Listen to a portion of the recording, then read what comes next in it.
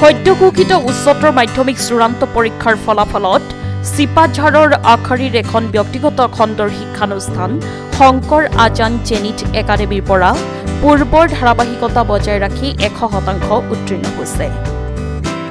শিক্ষানুষ্ঠানখনৰ প্ৰশাসনিক বিষয়া গিৰীশ নাথে অৱগত কৰা মতে বিজ্ঞান শাখাত মুঠ ৮৬ গৰাকী পৰীক্ষাৰ্থীৰ ভিতৰত প্ৰথম বিভাগত উত্তীৰ্ণ হৈছে ৪০ গৰাকী আৰু দ্বিতীয় বিভাগ পাইছে ৩৯ গৰাকী ছাত্ৰ ছাত্ৰীয়ে আৰু ৭ গৰাকী ছাত্ৰ ছাত্ৰীয়ে তৃতীয় বিভাগত উত্তীৰ্ণ হোৱাৰ লগতে ৫ গৰাকী ছাত্ৰ ছাত্ৰীয়ে ষ্টাৰ নম্বৰ লাভ কৰিবলৈ সক্ষম হয়।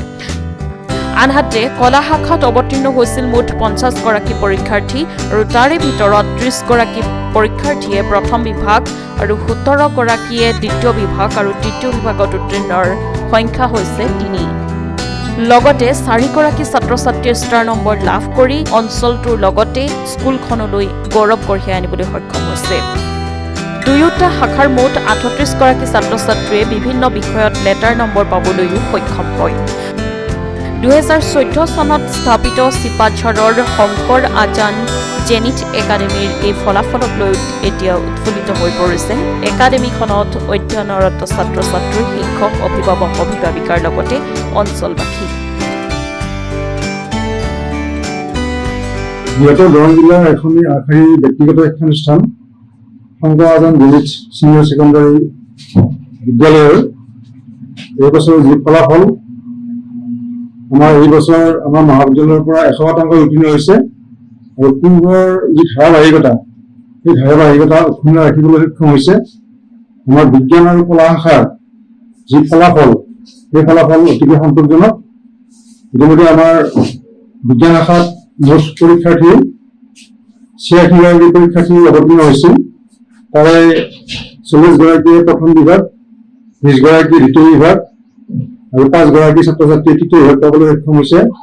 তাৰ লগতে মুঠ ৬ গৰাকী ছাত্ৰ ছাত্ৰীয়ে ষ্টাৰ নম্বৰ লাভ কৰিছে আৰু কলা শাখাত আমাৰ মুঠ ছাত্ৰ ছাত্ৰী অৱতীৰ্ণ হৈছিল ৫০ গৰাকী।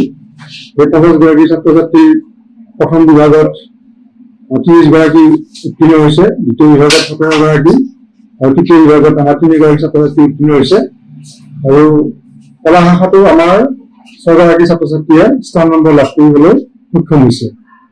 লগতে এই কথাটো আমি আপোনালোকক জনাবলৈ পাৰিছো আমাৰ দুয়োটা শাখাৰ বিভিন্ন বিষয়ত মুঠ ৩৯ গৰাকী ছাত্ৰ ছাত্ৰীয়ে লেটাৰ নম্বৰ পাবলৈ সক্ষম হৈছে আৰু ভূগোল বিভাগটোত আটাইতকৈ সৰ্বাংক ছাত্ৰ ছাত্ৰী লেটাৰ নম্বৰ লাভ কৰিছে।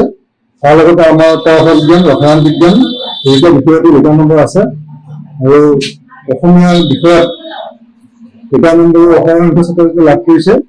গতিকে আমি ভাবিছো আমাৰ এই মহাবিদ্যালয়ৰ যি ফলাফল সেই ফলাফল আমাৰ বাবে অতিকে সন্তোষজনক আৰু এই ফলাফলে নিশ্চিতভাৱে বৃহত্তৰ দৰং জিলাৰ শিক্ষানুৰাগী ব্যক্তি, অভিভাৱক আৰু আমাৰ মহাবিদ্যালয়ৰ উচ্চাকাংক্ষী ব্যক্তিসকলক নিশ্চয় আনন্দিত কৰি তুলিব। ডুমুনি চকীৰ পৰা আতিকুৰ ৰহমানৰ ৰিপৰ্ট, সংবাদ লহৰ।